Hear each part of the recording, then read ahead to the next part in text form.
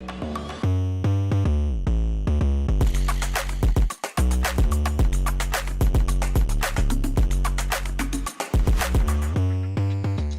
what's up guys? Dylan Johnson from Soccer Mag here and welcome back to Mixing with the DJs.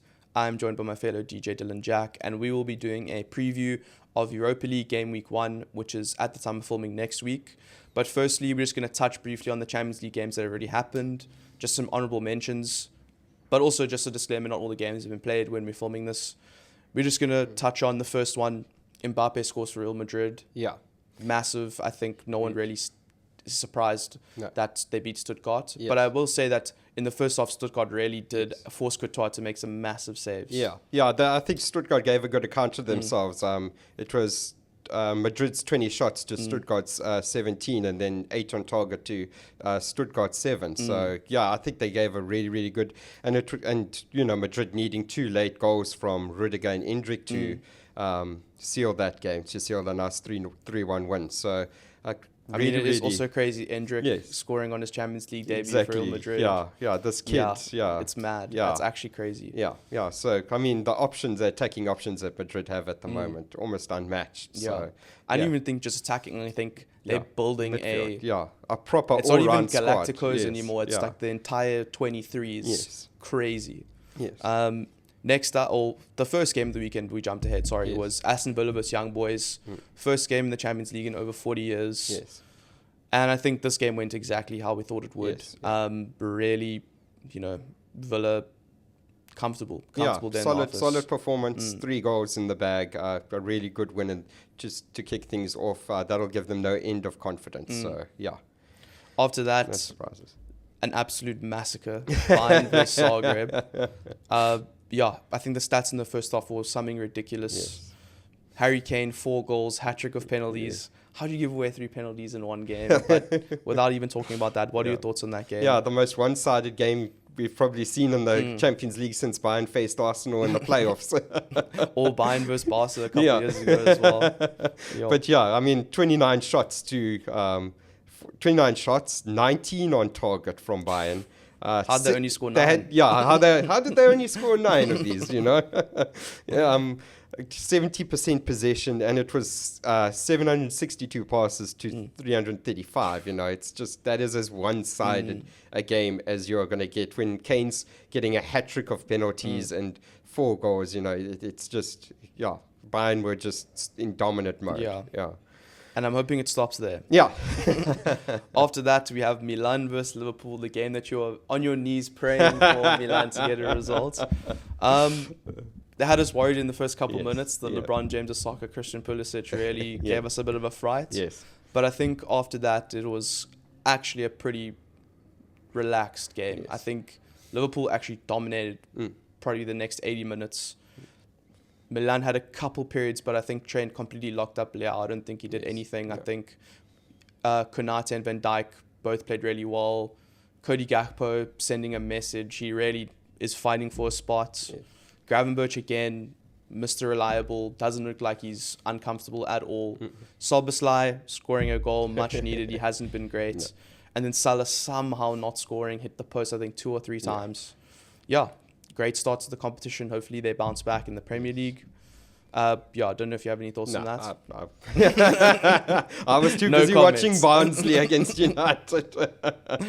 So after the Milan vs Liverpool game, we are moving on to the Europa League.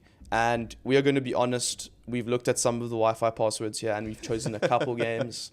So we're going to kick things off with Galatasaray versus PAOK. I believe PAOK are the Greek champions. So that'll be an interesting one. Galatasaray have made some huge signings. Victor Osimhen. We're not even going to get into that, how that even happened. Really strange sideways move. What are your thoughts on this game? Galatasaray are also leading the Turkish league. They're unbeaten in 5 games at the start of the season. So, really, really interesting sort of Greek champions against the current league leaders in the Turkish league. So, but I think, with you mentioned Victor Osimhen, with that kind of quality up front, I think this is this is Galatasaray's to lose. It's almost like when Wesley Sneijder went to Galatasaray in his prime, and it's like, what's this guy doing here? Yeah. How did this happen? You went from winning sort of Serie A's and now how have you ended Champions up in Leagues Leagues and now you've ended up in Turkey of all places? You know, no offense to it, and he didn't even get a hair transplant. Yeah. So I'm thinking 2-3-0 Galatasaray at home. It'll be a fortress. Yeah, I think so. Yes, I think that's After that, we have the big one. Dynamo Kiev versus Lazio. No, I'm just joking. Man United versus FC Twente. What are you thinking of that? Home game for United to start things off against FC Twente. Are in similar form in the Eredivisie. They've won 2, drawn 2, and they've lost 1. They're sitting 6th in Eredivisie. But obviously, Eredivisie isn't quite comparable to the Premier League. It's 2 very different competitions. I think United start their Europa League off with a win. I think it has to be a win at home if they're going to keep themselves alive in this competition, just as a side option into the Champions League, or as a side option to get some silverware at least.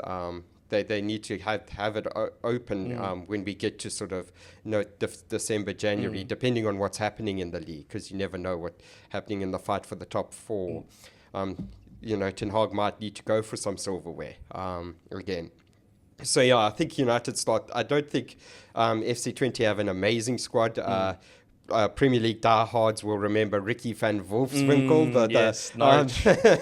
the Dutch striker who really flopped at Norwich City. Came in with a slight bit of hype. His name was the most effective thing about him. Yes, it really was. Really didn't do much. He scored 1 goal in 25 games for Norwich. I didn't even know he was still playing. Is he still playing? He is still playing. Last season he got 16 goals for FC, so a solid enough return. He scored 35 and 90, which is a much better return than he's had 1 in 25. Yeah. But again, that's probably the most dangerous player that they have. So I think this is one United should be targeting for a comfortable and an easy start. Do you think Ten Hag will rotate, or do you think he'll just go slightly? He might slightly rotate, but I mean, there's a limited amount to which he can rotate with United's squad as it is at the moment. I hope Rasmus Højlund is back for this one. At least he can come off the bench. It'll be good for him to get some minutes in the legs. Get some minutes in the legs. Hopefully he comes. I think we see sort of a similar thing to what he did with Barnsley. Maybe not to that extent, but maybe Rashford leading the line again with Garnacho, maybe Ahmad at right wing, sort of trying something there. That'd be exciting to actually watch and see how all 3 of those guys play together. Yes, I would probably go, but I mean midfield will be as strong as possible. Probably Ugarte, Mainu, and maybe even Casemiro in the 8, or Bruno staying in there. That probably give us our first viewing of those sort of 3 in midfield: Ugarte, Mainu, and Bruno, and as to how they work. And I think defense will be as strong as possible. Or Nana. The Ajax guys, the whole Ajax with Dalot, yes. So I think he goes full strength other than that. Might rotate his attacking options, but otherwise he goes full strength for this one, because United need to, they can't afford to start the Europa League in the same way that they started the Champions League last season. It was an absolute disaster, That was perfect to me. So I think that this is a comfortable one for United. Okay. After that, we have Jose Mourinho's Fenerbahce versus Union Saint-Gilloise, Brighton's other team that the same owner owns. Yes. Who actually in the Champions League last season Europa League last season against Liverpool looked like, I'm pretty sure they won the Belgian league, if I'm not mistaken. Not last season or the season before. Yes. And Alexis McAllister's brother plays for them. So, but I just think Mourinho in these kind of competitions, this is his bread and butter. This is what he's all about. Yeah. Probably be the most disgusting 1-0 win you'll ever see, but it'll be it'll be amazing. It'll be amazing to watch. Yeah, I mean, this is a bit of a Galactico. If you're watching a Galactico squad, I mean, this is a squad of all sorts of names. I mean, Edin Dzeko, Dusan Tadic, Fred. They've got Alan Saint-Maximum on loan from Saudi. They've got Sofian Amrabat on loan. So it's a really who's who squad, that Mourinho has to play around with. But I think that this is a solid start for Fenerbahce. Even if it is a 1-0, I don't see this Fenerbahce squad losing. And finally, to tie it all off, we have Spurs versus Karabag. Yes. And I think the only thing I know about Karabag is that they pushed Leverkusen till 2 late winners last season. Other than that, I know we've said Spurs have struggled scoring goals, but come on. Like, if Spurs are going to avoid being Spursy, this is they can't be Spursy in this game. Surely not. I mean, if Solanke's going to score, he has to. He has to score against quarterback of all teams, So I mean, it depends how Postecoglou approaches this one. Does he go full out? Does he decide he has to sort of give it a go in Europa. I think Spurs have to give it a go because they'll need every competition they're in. Spurs have to go for it. They do. They need to go for the domestic cups and they need to go for Europa as well, because I don't really see them making too much of a dent on the top 6. I really don't. And I think it's like an interesting discussion in general is that Spurs for a long time have targeted 4th as if it's a trophy. Yes. Without being disrespectful, I think they've always prioritized qualifying for the Champions League and maybe neglected the domestic competitions. But I think we've seen, especially with United under Ten Hag, the joy from ending 4th is a lot less than ending 6th and getting a League Cup or something, especially if you like Spurs and you haven't won in decades. So I think I'm hopeful for Tottenham in the Europa League. Looking at the other teams here, this is a serious opportunity for them to do well. So I'm hoping I'm against Karabag. I'm thinking like a 3-0. Yeah, it has to be a 3-4-0. Yeah, comfortable win for Spurs. Cool, but I think we'll end it off there unless anything else. No. Okay. Yeah. Thank you so much for watching, guys. This has been the slight Champions League review and Europa League Europa League preview for the game week 1. Please don't forget to like and subscribe. As always, tell us if we're stupid, if we get things wrong.